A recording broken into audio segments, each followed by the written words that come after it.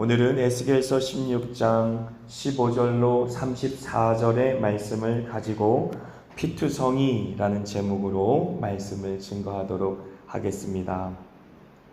우리 교회 옥상에 올라가면 포도나무가 있어요. 우리 이제 나가다 보면 무화과나무도 참 아름답게 또 탐스럽게 열매를 맺었지만 옥상에도 포도나무가 있는 것을 보고 저는 깜짝 놀랐습니다. 참 아름다운 포도나무가 있고 또 탐스럽게 열매를 맺은 것을 볼 수 있어요. 이 포도라고 하는 과일은 이제 세계의 4대 과일 중에 하나입니다. 많은 사람들이 사랑하고 또 즐겨 먹는 음식이 될 수 있겠고요. 인류의 역사와 함께한 굉장히 중요한 과일 중에 하나입니다. 100g당 54칼로리가 될 만큼 열량이 높고요. 그리고 우리가 아픈 사람들은 포도당 주사 맞지 않습니까? 이 포도당 주사를 맞는 것처럼 포도 안에는 당도도 굉장히 높아서 이제 열량이 높고 당도가 높아서 우리가 이제 포도 하나만 가지고도 충분한 음식물로 삼을 수 있는 그러한 과일이다라고 하는 것이죠.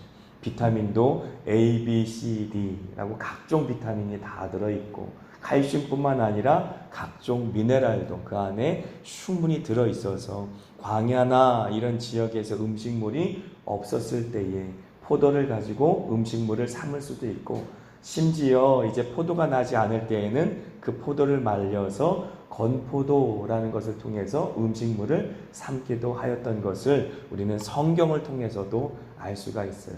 이 포도는 우리나라에도 한 삼국시대 정도에 들어왔다라고 이제 기록물이 남겨 있는데 그래서 우리나라 말로는 예전에 머루라는 이름으로 불려졌다라고 알려져 있습니다. 저는 이제 과일을 선정하려고 하는 것은 아니고 제가 이제 군대 가기 전에 과일 장수를 하는 아르바이트는 해봤지만 과일을 여러분들에게 지금 팔려고 얘기하는 건 아닙니다. 그런데 그만큼 포도라는 음식 또 과일이 성경에서 중요한 역할로 이제 이야기하며 포도라고 하는 과일이 광야에서 특별히 물이 부족하고 또 이제 음식이 부족한 광야에서는 굉장히 중요한 음식물로 등장한다라는 사실을 알 수 있고요. 하나님께서 이스라엘 백성을 포도나무로 자꾸 비유하시는 이유도 있다라고 하는 것이지요. 하나님께서 이스라엘 백성들을 포도나무로 비유하면서 그 광야 같은 세상에서 많은 사람들에게 영양분을 주고 또 이제 어떻게 보면 살 수 있도록 기력을 보충해 줄 수 있도록 그렇게 하나님께서는 아름다운 열매를 맺도록 이스라엘 백성들에게 그러한 사명을 주셨다라는 사실을 우리가 이해할 수가 있는 것이죠. 그런데 포도나무의 특성이 있어요. 포도나무는 이제 목재로는 아무런 쓸모가 없습니다. 포도나무는 넝쿨과의 식물이기 때문에 일반 목재로는 사용할 수가 없죠. 그래서 열매 맺지 않는 포도는 어떻게 됩니까? 사실 아무런 쓸모가 없어서 땔감으로밖에 사용할 수 없다라는 사실을 우리는 기억해야 하는 것이죠. 그 내용이 우리가 읽은 본문 전에 등장하게 되어집니다. 저도 이제 목재업을 해본 적이 있어서 아는데요. 목재로 사용하려면 어느 정도 길고 곧게 자라나야 그것을 가지고 목재로 사용할 수 있어요. 뿐만 아니라 이제 길고 곧은 목재는 건조했을 때에 틀어지지 않아요. 이 비뚤어지게 되면 건축을 하고 난 다음에 이 집이 삐뚤어질 수 있잖아요. 이 변형이 일어날 수 있지 않습니까? 그러므로 이제 올곧게 자라는 나무가 아니면 사실은 목재로 잘 쓸 수가 없는데 이런 넝쿨과의 식물은 비입이 틀려 있어서 사실 그것을 목재로 사용할 수는 없다. 심지어 이 에스겔서에는 뭐라고 나 있냐면 나무 못으로도 사용할 수 없을 정도로 아무짝에도 쓸모없는 것이 바로 포도나무다. 그런데 이제 시커멓게 탄 포도나무를 누가 땔감으로밖에는 쓸 수 있다. 그 땔감의 용도 말고는 어떤 것으로 쓸 수도 없다라고 이야기하고 있는 것이지요. 그래서 이제 예레미야서 2장 21절에 제가 말씀을 읽어드릴 텐데 예레미야 선지자마저도 이제 이스라엘 백성을 포도나무로 비유하고 있습니다. 내가 너를 순전한 참종자 곧 귀한 포도나무로 심었거늘 내게 대하여 이방 포도나무의 악한 가지가 됨은 어찌 됨이냐라고 묻고 있는 것이죠. 하나님께서는 참 포도나무로 이스라엘 백성들을 가나안 땅에 심었다라고 하는 것이죠. 그 땅에 심어서 이제 젖과 꿀이 흐르는 땅, 그 아름다운 땅에 이제 포도나무가 잘 자라서 아름다운 열매를 맺기를 기대했지만 그 포도나무는 이방 나무들과 접붙임 받아서 악한 가지가 되어버리고 말았다. 그래서 하나님께서 기대하는 열매를 맺지 못하게 되었다라고 하는 것이지요. 그래서 마태복음 7장 16절의 말씀엔 이렇게 말합니다. 마태복음 7장 16절 그들의 열매로 그들을 알지니 가시나무에서 포도를 또는 엉겅퀴에서 무화과를 따겠느냐라고 예수님께서 반문하시는 것이지요. 포도나무에서 하나님이 기대하시는 참 포도 열매를 맺어야만 하는데 그렇지 못하였다라고 하는 것이지요. 그래서 거짓 선지자들의 입에서 거짓된 말이 나오는 것처럼 이스라엘 백성들을 통해서도 그들에게 맺기를 원한 아름다운 결실이 맺지 못하고 거짓된 잘못된 그러한 열매들이 맺혀지게 되었다. 그래서 마태복음 7장 19절에는 아름다운 열매를 맺지 아니하는 나무마다 찍혀 불에 던져지느니라 라고 예수님이 말씀하셨습니다. 무슨 말입니까? 이 말은 이미 이스라엘 백성들이 역사를 통해 경험한 것이지요. 하나님께서는 이스라엘 백성들을 포도나무로 아름답게 가나안 땅에 심겨두셨어요. 그래서 우리가 볼 때 젖과 꿀이 흐르는 땅이 된 것이지요. 이스라엘 백성들이 살아간 그 팔레스타인 지역은 사실 우리가 볼 때는 그렇게 비옥한 땅이 아닌 것처럼 보입니다. 우리 한반도, 삼천리반도 금수강산만큼 아름다운 땅이 있습니까? 여름철이 되면은요, 이 초목이 무성하고, 그리고 산천 금수강산 전체에 풀들이 꽉 차요. 얼마나 비옥하고 아름다운 땅인지 몰라요. 제가 아프리카 가서 더 느꼈습니다. 어떻게 한반도가 이렇게 아름다운가? 하나님께서 이 한반도의 이 주변에 삼면이 바다로 이제 하나님께서 허락하셔서 이 바다에서는 계속해서 해산물이 나고 이 산에서는 끊임없이 나물이 나고 그 나물을 말려서 겨울철에는 나물을 해먹고 그리고 그 모든 밭에서도 논에서도 계속해서 농수산물이 나오는데 이 한반도만큼 축복받은 땅이 없구나라고 생각해 봤어요. 그래서 사실 이 팔레스타인 지역을 만약에 한반도로 비교해 본다면 굉장히 척박한 땅입니다. 그런데도 하나님께서 젖과 꿀이 흐르는 땅이다 라고 말하는 것은 무엇을 통해 알 수 있습니까? 이 포도나무가 자라기에는 최적의 땅인 것이죠. 그래서 어느 정도 이제 건조한 기후가 있어야 되고 그리고 어느 정도 밤과 낮의 기온차가 있어야 되는 것이고 그리고 어느 정도 토질도 그렇게 모래질이 있어야 잘 자랄 수 있기 때문에 포도나무에게는 굉장히 최적화된 그러한 땅인 거죠. 그러니까 하나님께서 이스라엘 백성들을 심기에는 굉장히 좋은 위치를 갖고 있었다라는 사실을 우리는 알 수 있습니다. 왜냐하면 포도라고 하는 그 식물, 그 과일나무가 원산지가 바로 이 중동 지역, 팔레스타인 지역이 될 수 있기 때문에 그래요. 그래서 포도나무를 심기에는 가장 좋은 지역이었다.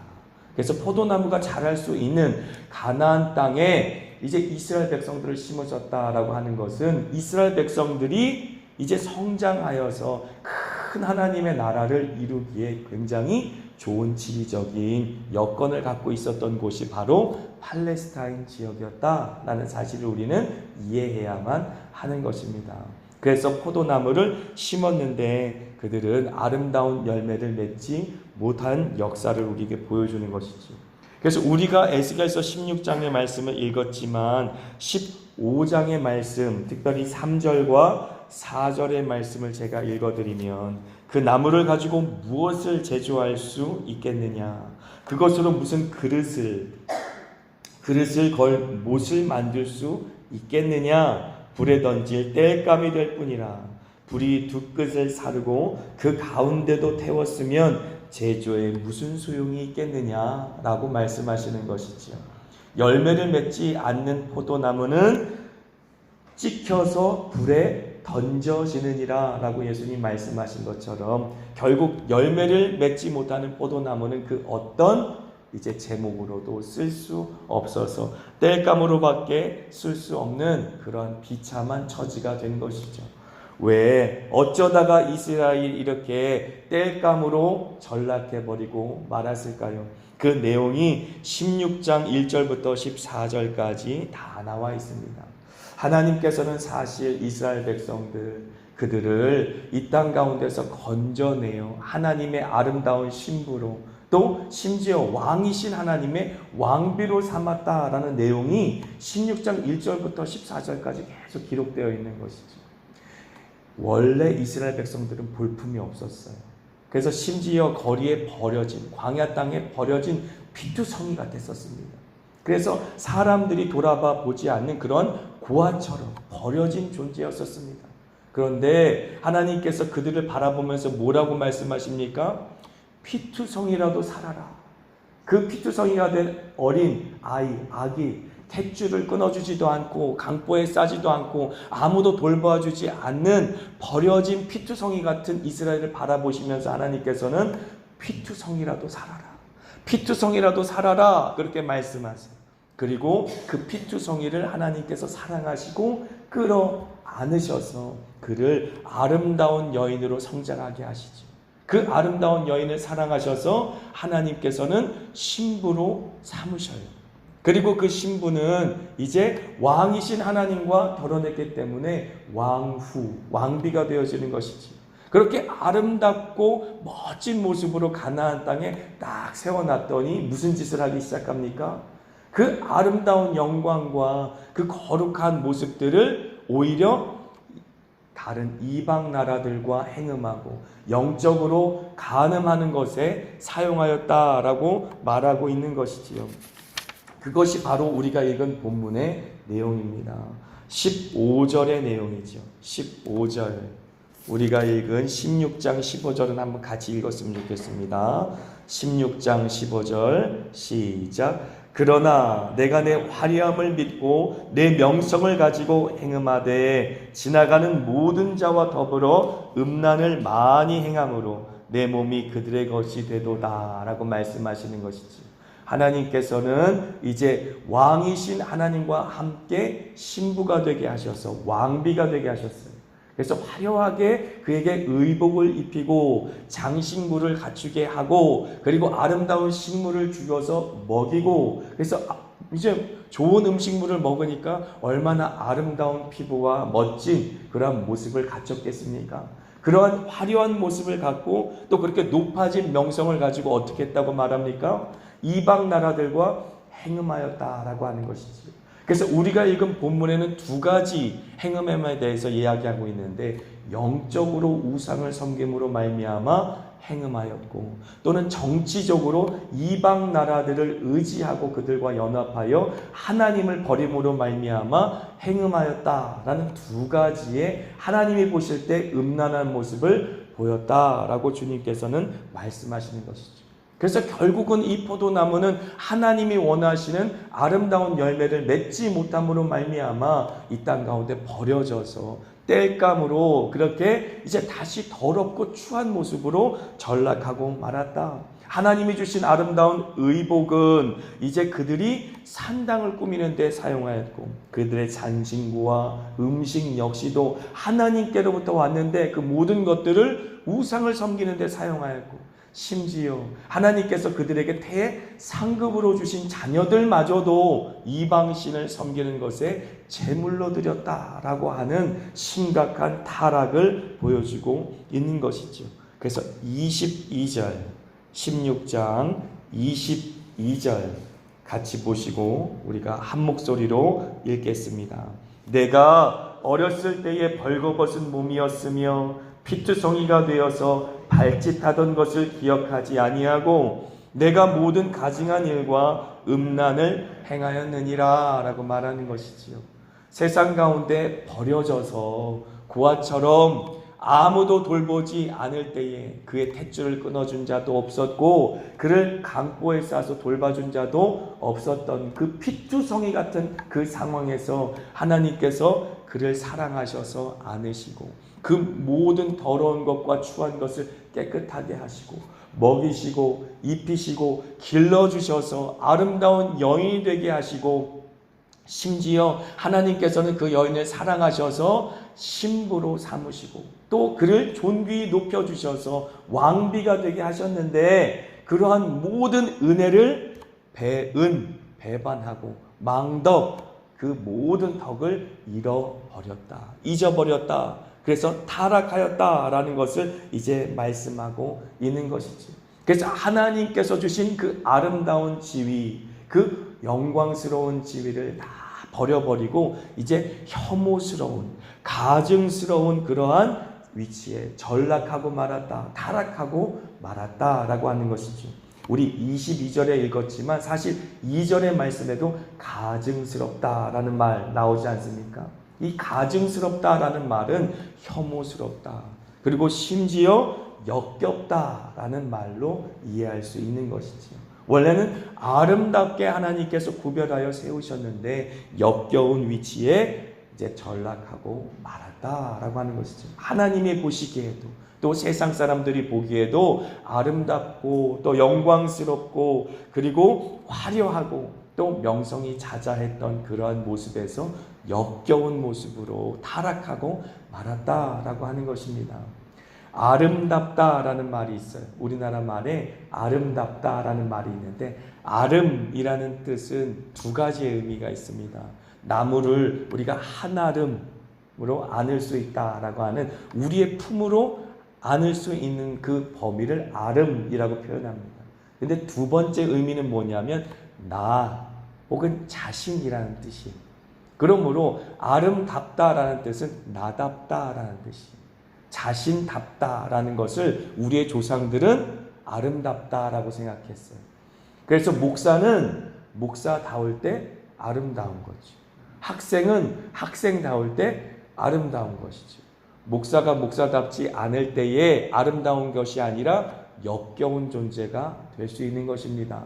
학생들도 마찬가지예요. 제가 상가 같은 데 가서 이제 전도할 때 학생들이 막 담배 피고 있고 그러면 저도 옛날 과거가 생각나기 때문에 야단은 치지 않지만 학생은 학생다울 때 멋있고 아름답고 군인은 군인다울 때 의사는 의사다울 때 모두가 다 자신의 역할과 지위와 위치를 하나님이 주어준 그 범위를 지킬 때 아름다운 것이 아닙니까? 그런데 그 아름다운 하나님이 줄로 재어진 구역을 떠나서 타락할 때에는 그 아름다움을 잃어버리고 만다라고 하는 것이죠. 그래서 아름다움을 잃어버리고 역겨운 존재가 되었다라는 사실을 우리는 이해할 때에 이 사실을 이해해야 되는 것입니다. 하나님이 나답게, 하나님이 원래 나를 창조한 목적답게 내가 회복되고 그 자리를 지킬 때에 가장 아름다울 수 있는 것이다 라고 하는 것이죠. 캐나다에 처음 저희가 이주하였을 때에 정말로 자연 환경이 너무 좋더라고요. 그래서 여기가 천국인가 싶을 정도로 너무 아름다운 그런 자연 환경을 우리가 만끽하면서 아파트를 살게 되었는데 이제 아이들이 어리니까 1층에서 살았어요. 그런데 1층에서 살다 보니까 다람쥐들이 맨날 놀러 와요. 근데 서울에서 살 때는 이 다람쥐를 못 보다가 다람쥐를 보니까 얼마나 신기합니까? 그러니까 이제 땅콩을 사다가 이제 베란다 있는 데다가 땅콩을 갖다 놓고 그 다람쥐가 와서 땅콩을 먹는 모습을 밖에서 이 창문에서 이제 저기 있는 주은이가 아기 때 2살 때 같이 보면서 막 이제 구경하고 마치 동물원에 있는 동물을 보는 것처럼 구경하고 이제 그랬는데 하루는 땅콩을 주는 걸 잃어버렸어요. 그리고 이 베란다 문을 살짝 이제 공기가 통하라고 열어놨는데 다람쥐가 어떻게 했겠습니까? 땅콩을 안 주니까 땅콩을 달라고 집 안으로 들어왔어요. 그러니까 어떤 일이 벌어집니까? 집사람과 이제 아내와 주은이가 소리를 지르기 시작해요. 깨깨 소리를 지르면서 온 사방간들 이제 돌기 시작해요. 막 도망치면서. 그래서 제가 겨우 이제 다람쥐를 쫓아내고 그리고 이제 문을 닫았는데 밖에 있었을 때는 참 이뻤어요. 그죠? 다람쥐가 밖에 있었을 때는 참 이뻤지만 집 안으로 들어오니까 어떻게 돼요? 혐오스러운 존재가 되는 것이죠. 새도 마찬가지예요. 새도 밖에 있었을 때는 아름다운 새 소리를 듣고 그 짹짹짹 지저귀는 소리를 들을 때는 참 이뻤는데 그 새가 집 안으로 들어와서 막 온 사방가운데를 돌아다니면 어떻습니까? 무섭죠. 그 새가 아름답게 느껴지지 않는다라고 하는 것입니다. 마찬가지로 하나님께서 우리에게 주어진 그 위치를 잃어버리고 그 위치를 벗어났을 때에 우리는 아름답지 않은 존재가 되어진다라고 하는 것이죠. 캐나다 밴쿠버라는 이 지역을 제가 설명했으니까 조금 더 설명을 드리죠. 캐나다 밴쿠버는 그렇게 자연환경이 아름다운데 이 잉글리시 베이라는 곳이 있어요. 가장 관광지와 가까운 바로 이 랍슨 스트리트라는 그 옆에 있는 지역인데 가장 어떻게 보면 노른자 같은 땅이에요. 이 잉글리시 베이 전체가 동성 연애자들이 사는 주거지입니다. 하나님께서 말씀하신 아름다움에서 벗어난 삶을 사는 사람들이 모임이죠. 우리가 로마서 1장 24절부터 쭉 28절까지의 말씀을 바라보게 되면 하나님께서 분명히 순리대로 사용하라고 주신 성이라고 하는 아름다운 이 테두리 안에서 벗어나서 영리로 사용하는 남자가 남자를 사랑하고 여자가 여자를 사랑하는 동성 연애자들이 모여있는 그러한 거리가 바로 잉글리시 베이라고 하는 것이죠. 그래서 분명히 우리가 볼 땐 아름다운 자연 환경이 마치 천국 같은데 그들은 그런 천국 같은 곳을 하나님께서 볼 때 아름답지 않은 역겨운 장소로 만들고 말았다. 죄로 물들이고 말았다라고 하는 것이죠. 하나님께서 이 땅 가운데 주신 성이라는 것은 어떤 테두리 안에 있을 때 가장 아름답습니까? 결혼이라고 하는 테두리에 있을 때만 가장 아름답게 창조의 목적대로 하나님이 인간에게 주신 성이라고 하는 목적대로 쓰임받을 수 있는 것이지 결혼이라는 것 밖에 있으면 모든 것은 행음함, 음란함, 역겨움이 될 수밖에 없는 것이다 라고 하는 것이죠. 그래서 이제 로마서 1장 24절부터 28절까지의 말씀을 제가 읽어드릴 텐데요. 그 말씀을 볼 때에 우상 숭배가 왜 하나님이 보실 때에 역겨운 것인지 뿐만 아니라 하나님께서 결혼이라고 하는 테두리 안에 창조의 목적 속에 두신 그 성이 그 결혼이라고 하는 남자와 여자 한 남편과 한 아내라는 테두리를 벗어났을 때 왜 음란한 것이 되는 것이고 왜 역겨운 것이 되는 것인지를 설명드리도록 하겠습니다. 24절 로마서 1장 24절부터 28절까지의 말씀을 제가 읽어드립니다.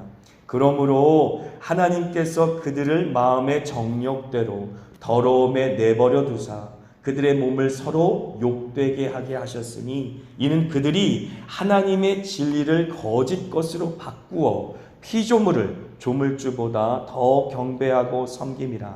주는 곧 영원히 찬송할 이시로다. 아멘이라고 우상 숭배에 대해서 영적인 타락에 대해서 이야기하고 있어요. 그런데 이러한 영적인 타락은 제가 뭐라고 말씀드렸습니까? 항상 육신의 타락과 함께 온다라고 말씀드렸어요. 이 때문에 하나님께서 그들을 부끄러운 욕심에 내버려 두셨으니 곧 그들의 여자들도 순리대로 쓸 것을 바꾸어 영리로 쓰며 순리라고 하는 것은 하나님이 이 땅에 주신 이치 하나님의 뜻을 순종하는 것이 그러한 것을 순리인데 순리대로 성을 사용하지 않고 영리대로 성을 사용하였다. 그와 같이 남자들도 순리대로 여자 쓰기를 버리고 서로 향하여 음욕이 불붙듯 하매 남자가 남자와 더불어 부끄러운 일을 행하여 그들의 그릇 때문에 상당한 보응을 그들 자신이 받았느니라. 또한 그들이 마음에 하나님 두기를 싫어하며 하나님께서 그들을 그 상실한 마음대로 내버려 두사 합당하지 못한 일을 하게 하셨다라고 말씀하시는 것이죠. 이들의 영적인 타락은 육적인 타락과 함께 왔다라고 하는 것이죠. 이스라엘 백성들의 역사를 봐도 똑같이 알 수 있습니다. 마치 소돔과 고모라 땅에 있었던 그러한 죄악이 사사기에 보면 그대로 등장하지 않습니까? 마찬가지입니까? 마찬가지입니다. 우리가 무슬림들도 아내를 4명을 둘 수 있다라고 이야기했는데 그들이 교리적으로 알라에게 순종하기 위해서 여인을 4명을 두는 것이 아니죠. 결국은 많은 부인을 두는 이유는 무엇입니까? 자신의 음란함 때문이에요.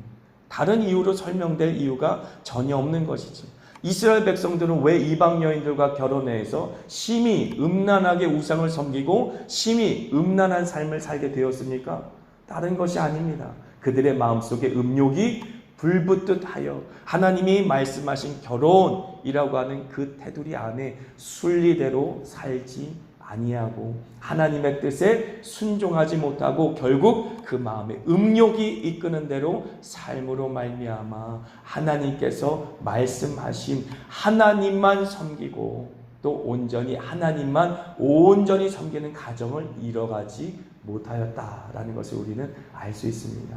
여호수아가 함께 선언하였던 오직 나와 내 가족은 하나님만 섬기겠습니다 라고 선언하였던 그 약속을 지키지 못한 것은 그들의 마음속에 음욕이 불붙듯 하여 우상을 섬기고 또 여인들과 이방 여인들과 행음하였던 그들의 죄악이 있었기 때문이다 라고 하는 것이지요. 그렇다면 이 새벽에 우리는 우리 스스로에게 물어봐야 할 것입니다.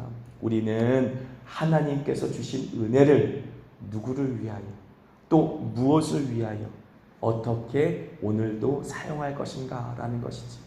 하나님이 주신 은혜를 이스라엘 백성들은 그 영광을 그 명예를 자신의 음욕을 탐심을 채우기 위하여 사용하다가 결국은 타락의 길로 갔다라는 것이 역사를 통해 우리에게 주어진 진실입니다. 그렇다면 오늘 우리에게 주신 하나님의 건강, 오늘 우리에게 주신 하나님의 그 영광스러운 은혜, 그것을 누구를 위하여 또 어떻게 무엇을 위하여 사용하며 살 것인지 우리는 선택해야만 하는 것입니다.